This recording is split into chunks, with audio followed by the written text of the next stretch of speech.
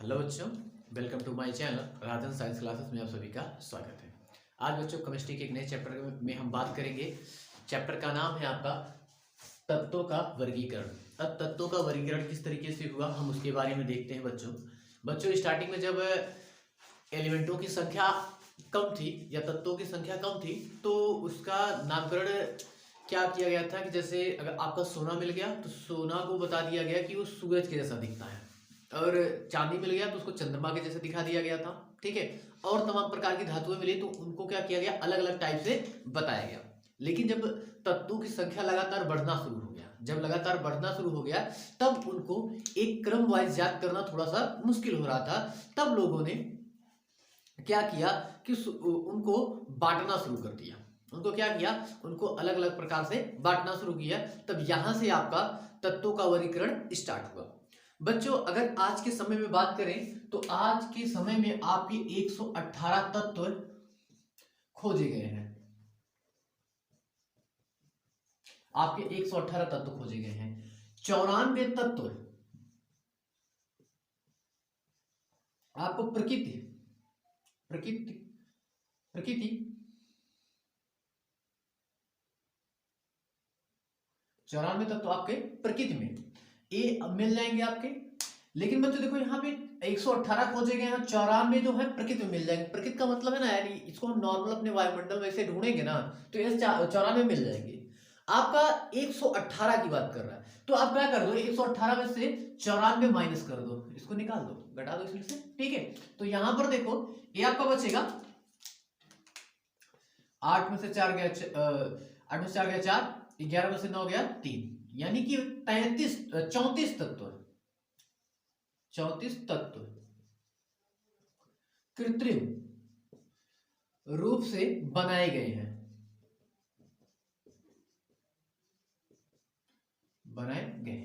कृत्रिम रूप के मतलब है कि आप कृत्रिम अगर शब्द का इस्तेमाल करता है इसका मतलब होता है मानव। ठीक है। यानी कि ये 34 तत्व मानव द्वारा क्या किए गए हैं, आपके बनाए गए हैं। बच्चों अब बात करते हैं तत्वों के वर्गीकरण की, कि इसका वर्गीकरण कैसे स्टार्ट हुआ।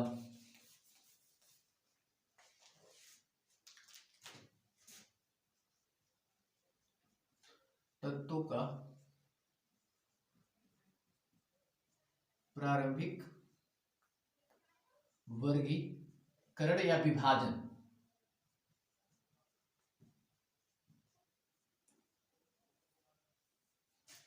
देखो बच्चों, जो तत्वों की संख्या जब बढ़नी शुरू हो गई तो इसका विभाजन कई प्रकार से किया गया, जिसमें से सबसे पहला है आपका धातु अधातु के आधार पर।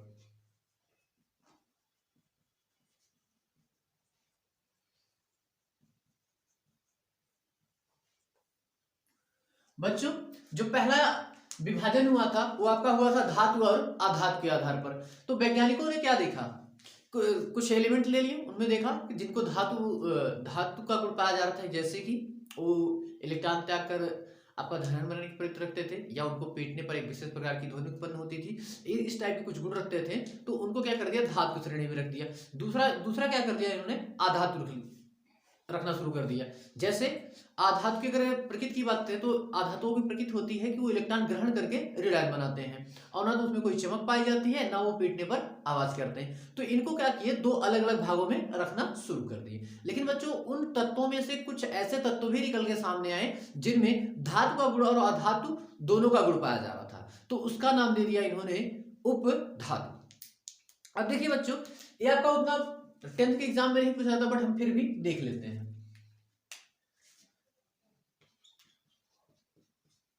तत्वों का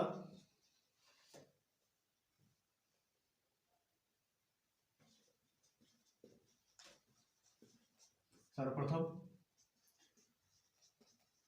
विभाजन धातु और आधातु के आधार पर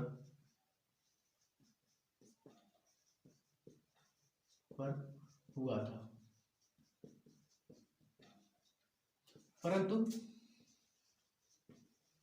कुछ ऐसे तत्व प्राप्त हुए जिनमें धातु एवं अधातु दोनों के गुण पाए जाते हैं, यानी धातु अधातु दोनों के गुण पाए जाते हैं, उन्हें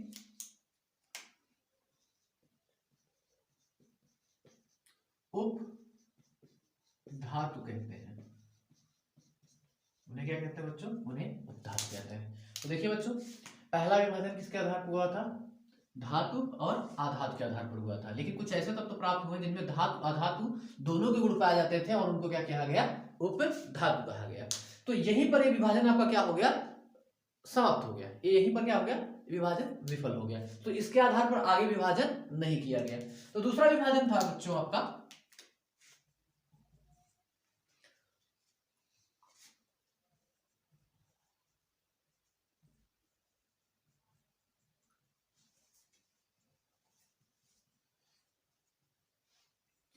प्राउड की परिकल्पना। देखिए बच्चों, प्राउड की परिकल्पना क्या कह रही थी? प्राउड ने कहा सभी तत्व हाइड्रोजन के गुणज होते हैं। इन्होंने कहा कि सभी तत्व हाइड्रोजन क्या होते हैं? गुणज होते हैं। इनका अर्थात सभी तत्व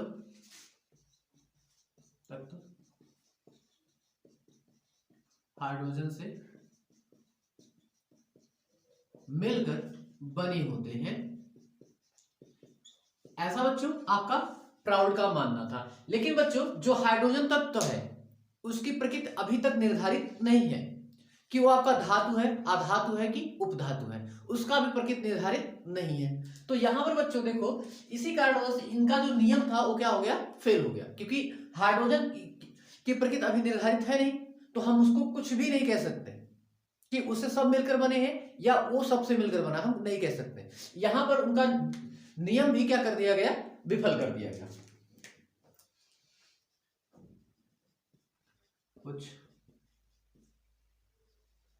कुछ प्रयोगों के आधार पर इस परिकल्पना को गलत सिद्ध किया गया। इसे क्या किया गया? गलत सिद्ध किया गया।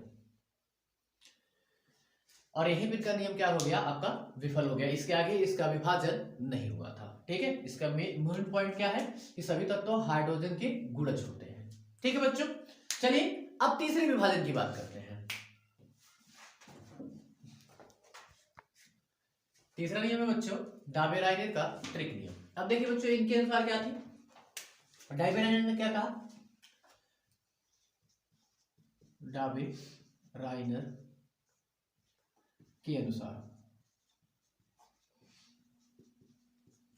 डाबे-रायनेर के अनुसार यदि समान गुण वाले तत्वों को उनके परमाणु भार के बढ़ते हुए क्रम में रखा जाए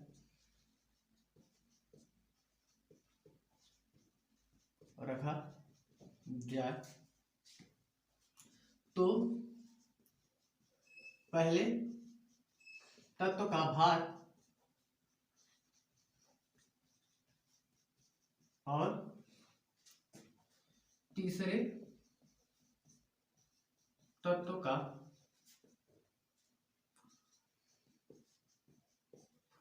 का औसत भार सदैव दूसरे तत्व के भार के बराबर होता है।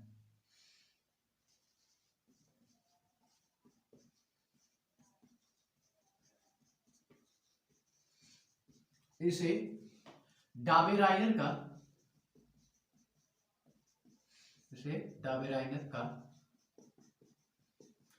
त्रिक नियम कहते हैं।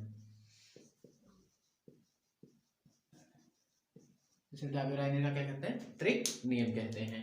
अब बच्चों इसका एक एग्जांपल ले लेते हैं। इसका एग्जांपल लेते हैं हम लिथियम, सोडियम और पोटेशियम। ठीक है बच्चों, अब इसके परमाणु भार की बात करें तो इसका जो परमाणु भार होता है वो आपका 7 होता है और इसका आपका 39 होता है। इसका 7 और इसका 39 होता है। चलिए बच्चों हम इसका क्या कर लेते हैं, आपका औसत भार निकाल लेते हैं। औसत भार निकालने के लिए क्या होता है बच्चों, औसत भार इक्वल टू औसत भार जितने अणुभार उनको जोड़ दो और जितनी संख्या उससे क्या कर दो, भाग कर दो। दोनों को जोड़ दो, 39 प्लस 7 बटे में 2, तो यहाँ पर ऐड कर देंगे तो ये आपका हो जाएगा 46 बटे में 2 और इसको काटेंगे तो 23 आएगा। कितना आ जाएगा? 23। यहाँ पर कितना आ जाएगा? इसका 23 आता है। ठीक है बच्चों, तो देखिए बच्चों इनका जो नियम था वो काफी तत्वों पर लागू हुआ, अच्छे से लागू हुआ, ठीक है, लेकिन सभी तत्वों पर ठीक से लागू नहीं हो रहा था, तो उसके बाद इस नियम को भी क्या कर दिया गया, फेल कह दिया गया। देखिए इनकी खास बात क्या थी, इन्होंने क्या कहा कि यदि समान गुण वाले तत्वों को परमाणु भार के बढ़ते हुए क्रम में रखा जाए तो पहले तत्व का परमाणु भार और तीसरे तत्व का अगर औसत परमाणु भार निकाला जाए तो दूसरे तत्व के परमाणु भार के क्या होता है, बराबर होता है। और इसे ही डाबेराइनर का क्या कहते हैं, त्रिक नियम कहते हैं। यह नियम फ्लोरीन, क्लोरीन तथा ब्रोमीन पर भी लागू होता है, परंतु यह नियम अधिकांश तत्वों पर लागू नहीं होता है, अधिकांश तत्वों पर लागू नहीं होता है। अतः यह नियम भी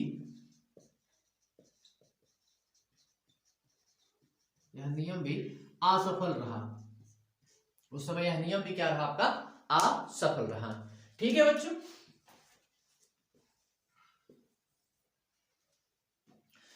देखिए बच्चों ये आपका तीसरा नियम हो गया। अब चौथे नियम की बात करते हैं कि चौथा नियम क्या था आपका।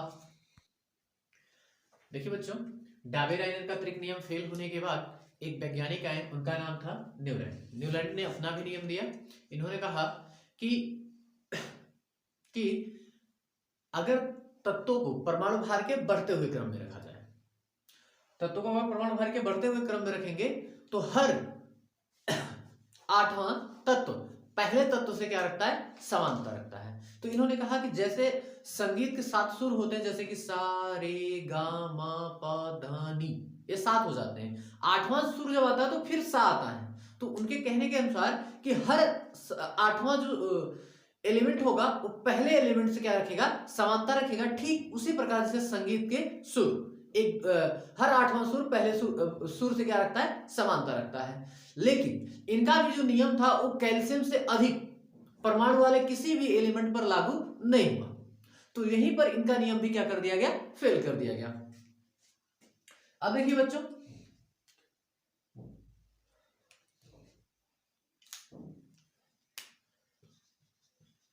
सन 1863 ईस्वी में न्यूलैंड ने बताया कि सभी तत्वों को परमाणु भार के बढ़ते हुए क्रम में रखा जाए तो प्रत्येक 8वां तत्व प्रथम तत्व से समानता रखता है, ठीक उसी प्रकार रखता है जैसे संगीत का आठवां सुर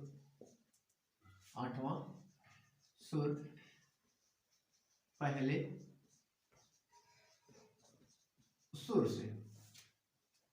देखिए बच्चों, फिर हम इनका क्या कर लेते हैं, नियम लागू करके देख लेते हैं। क्या है आपका, सा रे ग म प ध नी। ठीक है बच्चों। अब इसके बाद अगर देखो इसको नंबरिंग करके भी देख लिया जाए तो देखिए पहला है, ये दूसरा है, ये तीसरा है, ये चौथा है, ये पांचवा है, ये छठवां है और ये सातवां है। ये कौन सा हो जाएगा, आठवां हो जाएगा। तो देखिए बच्चों यहां पर हम इसको रख के देखते हैं कि कैसे होगा। सबसे पहला एलिमेंट है lithium, beryllium, boron, carbon, nitrogen, oxygen, fluorine, sodium, magnesium, aluminium, silicon, phosphorus, sulphur, chlorine. फिर इसके बाद आपका आ जाता है पोटेशियम। पोटेशियम के बाद आ जाता है आपका कैल्शियम। अब देखिए बच्चों यहां तक के सभी तत्व एक दूसरे के साथ क्या रखते हैं, गुणधर्म में समानता रखते हैं। लेकिन आपका क्या होता है, कैल्शियम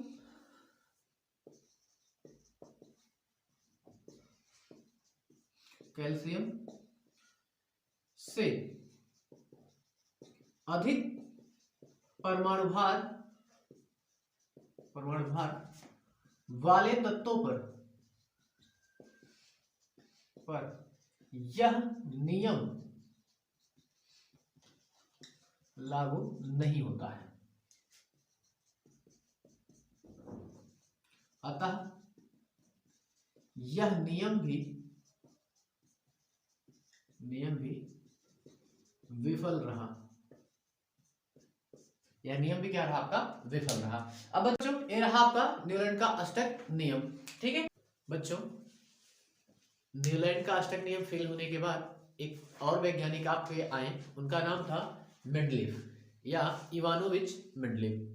तो मेंडलीव जब आए तो इनके समय पे यानी कि इनका सन चल रहा था 1869 ईस्वी में। इस समय जो एलिमेंटों की संख्या थी वो 63 हो चुकी थी, वो आपकी 63 हो चुकी थी।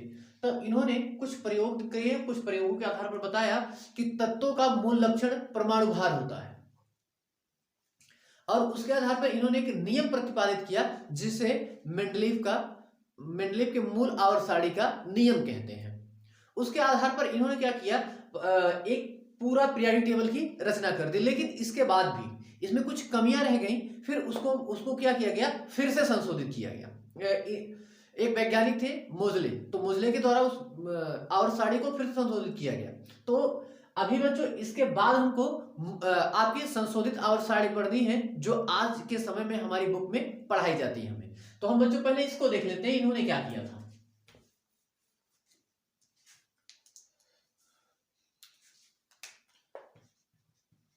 सन 1869 ईस्वी में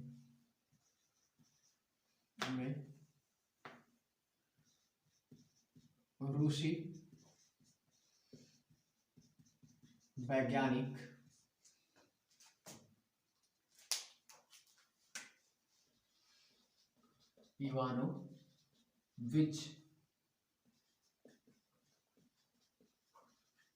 इवानोविच मेंडलीव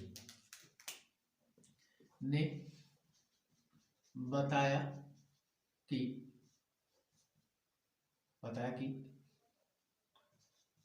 तत्वों का परमाणु भार उनका मूल लक्षण होता है। इसके आधार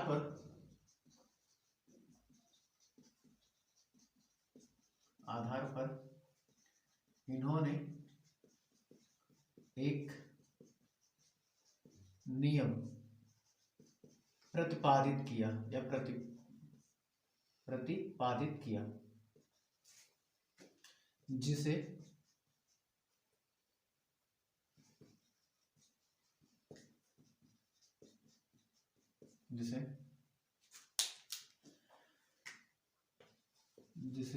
मेंडलीफ के मूल और सारणी का नियम कहते हैं।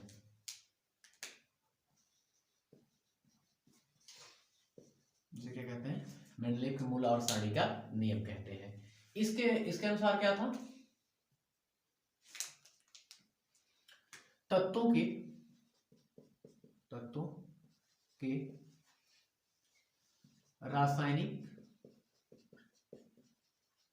रासायनिक और भौतिक गुणधर्म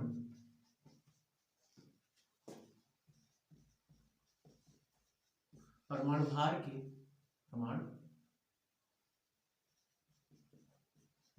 के आवर्ती फलन होते हैं। क्या होता है बच्चों? आपके आवर्ती फलन होते हैं। अर्थात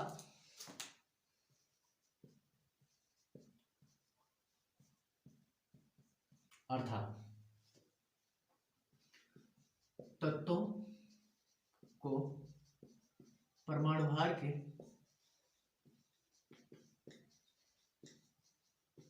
बढ़ते हुए क्रम में रखने पर उनके गुणों की पुनरावृत्ति होती है। पुनरावृत्ति का मतलब होता है बच्चों, एक समय के बाद वो गुणधर्म खुद को क्या करते हैं? रिपीट करते हैं। तो बच्चों इसके आधार पर इन्होंने क्या किया? एक आवर्त सारणी की रचना की। अब बच्चों हम देखते हैं मेंडलीफ के मूल आवर्त सारणी के कुछ मुख्य पॉइंट देखते हैं, जिसके आधार पर उन्होंने क्या किया था? आपके मूल आवर्त सारणी की रचना की थी।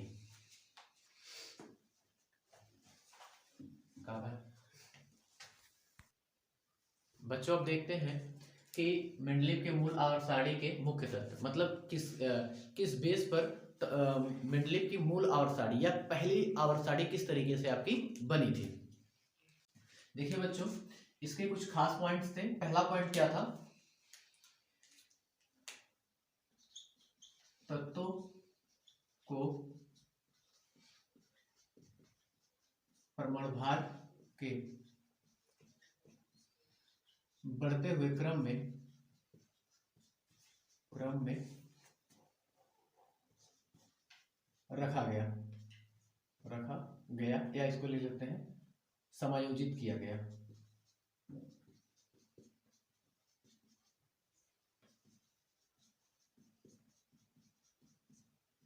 पहला चीज था। दूसरा चीज क्या था बच्चों?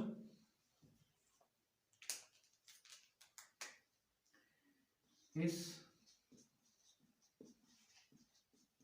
आवर्त सारणी में 8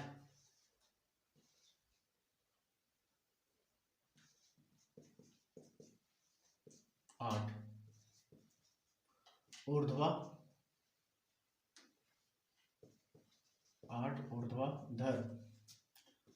स्तंभ बनाए गए, जिसे समूह या वर्ग कहते हैं, तथा 7 क्षैतिज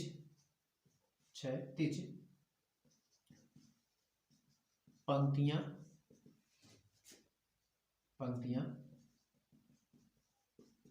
बनाई गई जिसे आवर्त कहते हैं। इसको क्या कहते हैं आपको बच्चों? आवर्त कहते हैं।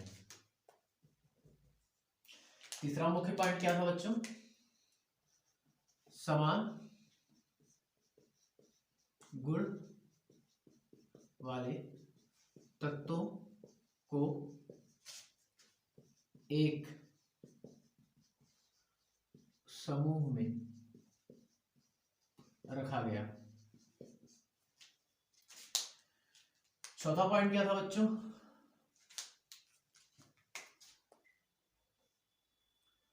तत्वों को क्रमबद्ध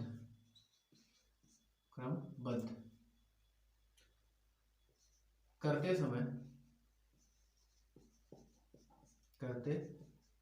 समय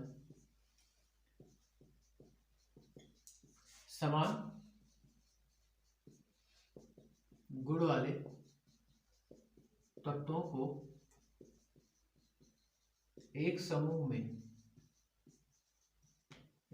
में रखा गया तथा इसी कारण बीच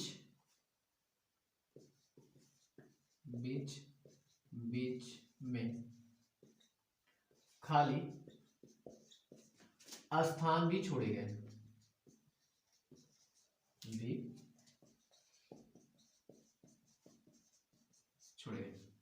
तो बच्चों ये आपके 4 मुख्य पॉइंट थे जो जिसके आधार पे आपके मूल आवर्त सारणी की रचना की गई। अब देखते हैं बच्चों मूल आवर्त सारणी से हमारे क्या क्या फायदे हुए। बच्चों मेंडलीव के मूल आवर्त सारणी के महत्व, यानी कि आवर्त सारणी बनने से हमारे क्या क्या फायदे हुए, तो इसको देखते हैं। उसमें सबसे पहला है आपका समान तत्वों के एक समूह में होने के कारण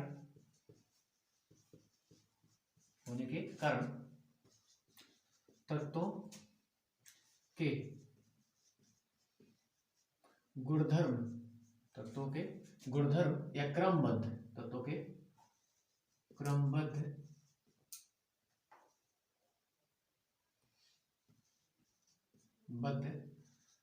अध्ययन में सरलता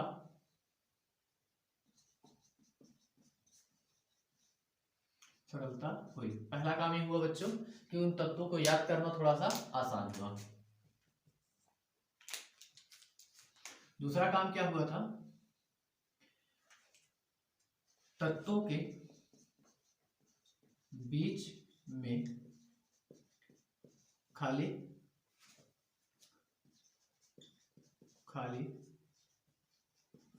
स्थान छोड़े गए ताकि भविष्य में खोजे गए तत्वों को आवर्त सारणी में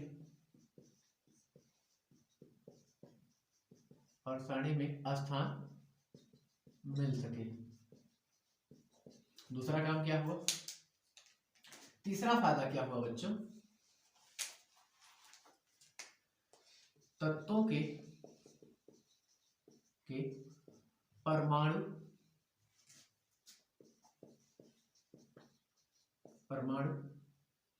भारों एवं संयोजकताओं में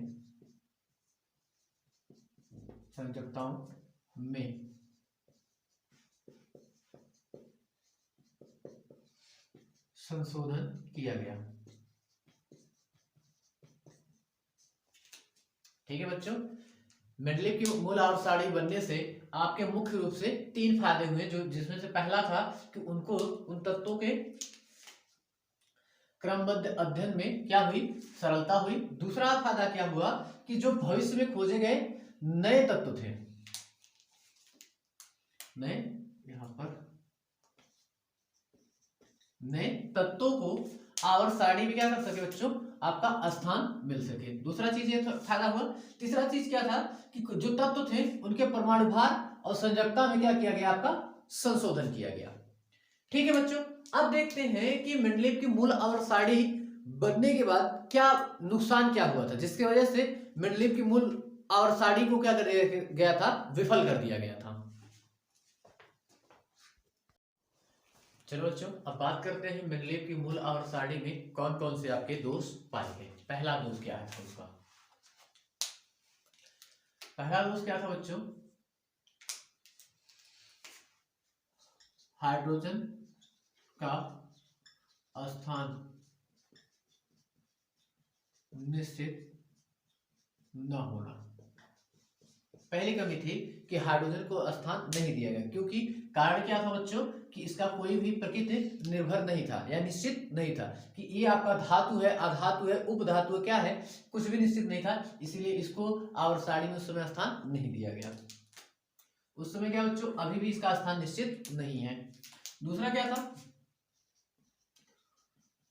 परमाणु भारों में अचानक से परिवर्तन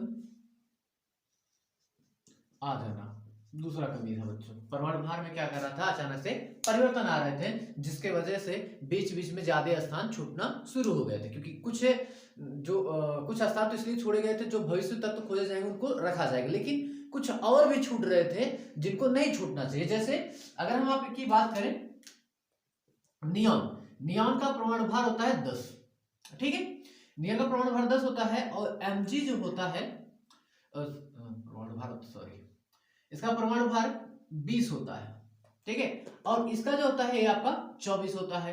तो यहाँ पे बीच में पड़ता है सोडियम, जिसका होना चाहिए 22, लेकिन इसका होता है आपका 23।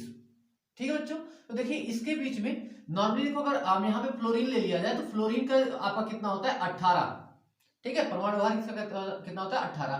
तो देखिए नॉर्मली जो अंतर आता है ना, इधर इधर 2-2 का अंतर आता है, कितने का, 2 का अंतर आता है। यहां पर अंतर 2 का आता है, लेकिन इसके और इसके बीच में अंतर क्या आता है, 1 का आता है। इस वजह से यहाँ पे 3 का आ जाता है, यहाँ पर अंतर कितने का आता है, 1 का आता है। इसी वजह से इस ये भी एक मूल आवर्त सारणी का दोष पाया गया कि यहाँ पर अंतर तो 2-2 का आना चाहिए, क्योंकि इधर स्टार्टिंग में सबके बीच में 2 का अंतर आएगा, यहाँ पर 3 का, यहाँ पर 1 का, फिर यहाँ से 2-2 का शुरू हो जाता है। तो इसके वजह से भी मूल आवर्त सारणी को विफल कर दिया गया था।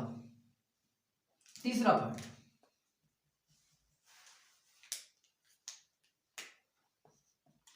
समस्थानिक और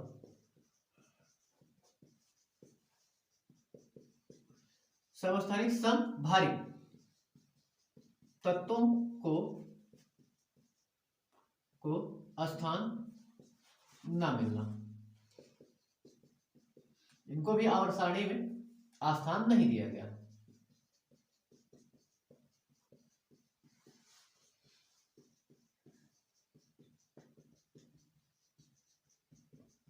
इसको भी यही क्या कर दिया गया। ठीक है बच्चों, और फोर्थ क्या था, अक्रिय गैसों को, अक्रिय गैसों का भी को भी आवर्त सारणी में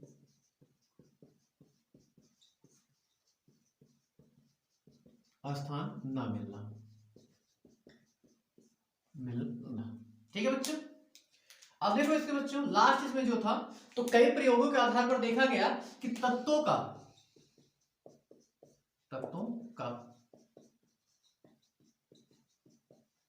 मूल लक्षण परमाणु क्रमांक में पाया जाता है।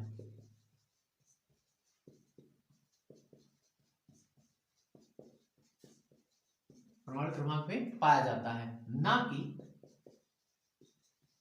परमाणु भार में।